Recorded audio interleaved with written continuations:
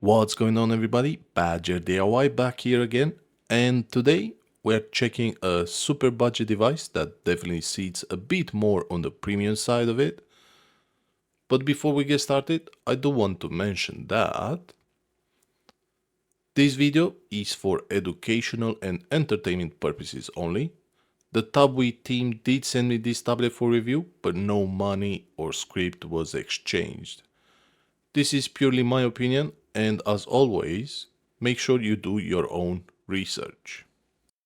This tablet is currently available to purchase on Amazon, and at the moment of recording this video, it's sitting at around £110, which for what it offers, I think it's a fair price. Now, this tablet does not compete with super premium devices, but more with things like Fire tablets, at least in my opinion.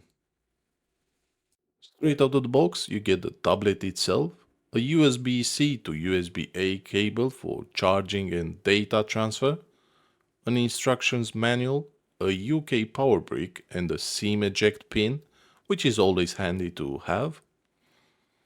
And if you're still here, do drop a like and consider subscribing. It really helps the channel grow. Taking a closer look at the tablet, at the top we have a microphone, followed by an USB-C port, a micro SD card slot, and a 3.5mm headphone jack, with the power button and volumes control on the side, and the speakers positions on the opposite edge. On the first boot, you do get a short animation, and then you complete all the usual Android setups, like adding your Wi-Fi and Google account.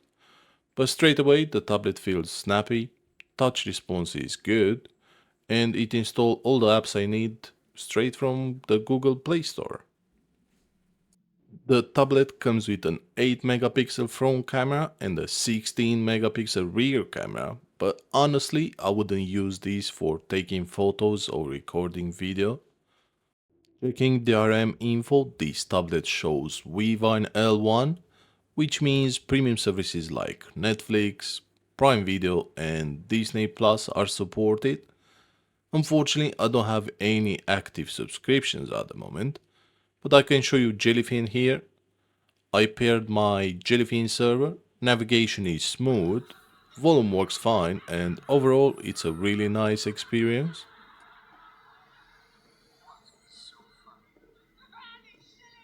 YouTube also works great here, although the maximum resolution I can select is 720p.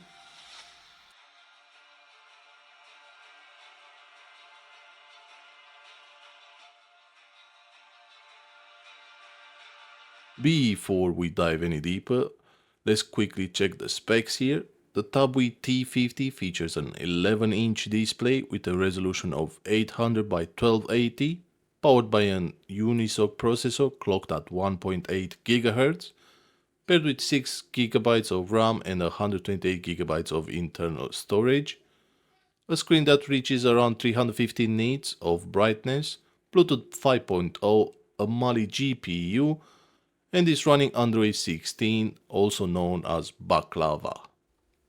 Before going to gaming, for controls, I'll be using the touchscreen controls, my EasySMX Exo 5 controller with the USB dongle, and the GameSir G8 Plus. Starting with Call of Duty Mobile, using the touchscreen controls, everything seems to be working fine here. You do get some occasional dips, but I would say it's totally playable.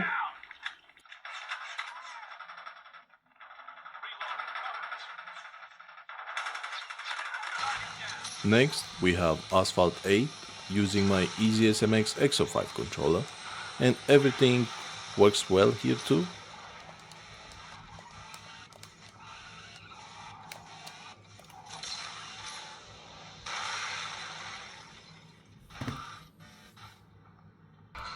Moving on to BB Racing using Bluetooth with the GameSir G8 Plus, and once again everything works exactly as expected.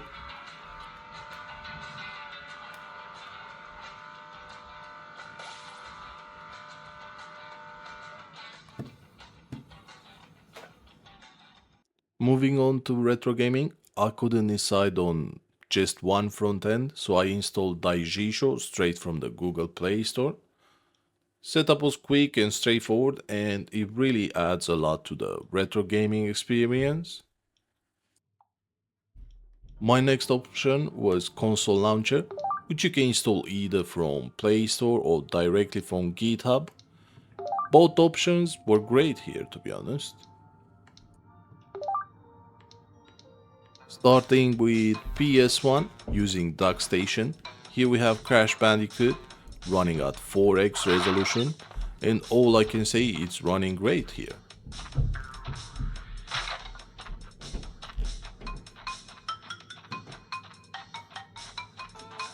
Moving up a system, we have Nintendo DS using Drastic Emulator with new Super Mario Bros. And here I'm using the tablet in portrait mode to recreate that DS experience.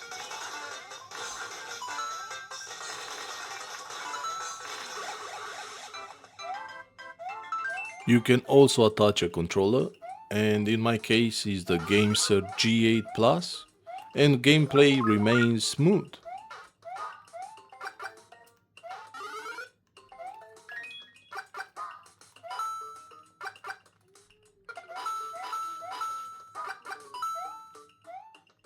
Next we have Nintendo 64 with Mario Kart 64 running using M64 Plus, and performance here is solid.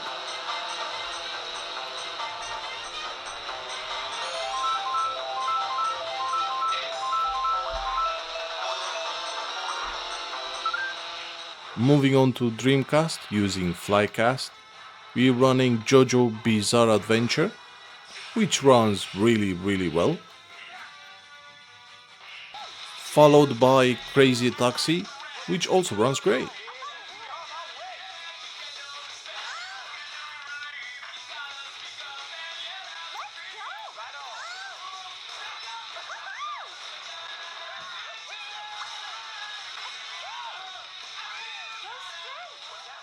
And finally we have PSP using PPSSPP with Lego Harry Potter running at 2x resolution, and performance here is very good. Of course it's gonna struggle with stronger titles or heavier titles like God of War, Chains of Olympus or something like that, but overall everything works fine. And if you ever get bored of Android games or retro gaming, you can always jump straight into Xbox Game Pass cloud gaming. This is something I really want to highlight because for budget systems like this, cloud gaming actually makes a lot of sense. As long as you have a stable internet connection, you can play modern AAA titles without relying heavily on the hardware. No upgrades, no expensive graphics cards, just launch the game and play. So yeah, the Tabwee T50 isn't a powerhouse, and it doesn't try to be. But for media consumption, retro gaming, and casual Android games, maybe some cloud gaming, it actually performs really well, especially at around £110. This tablet makes sense as long as expectations are realistic. Let me know down in the comments what would you use this tablet for. And that's going to wrap it up for this one. If you want to support the channel, you can do so by buying me a coffee on my Ko-fi page, and of course by dropping a like and subscribing. As always, thanks for watching, and I'll see you in the next one.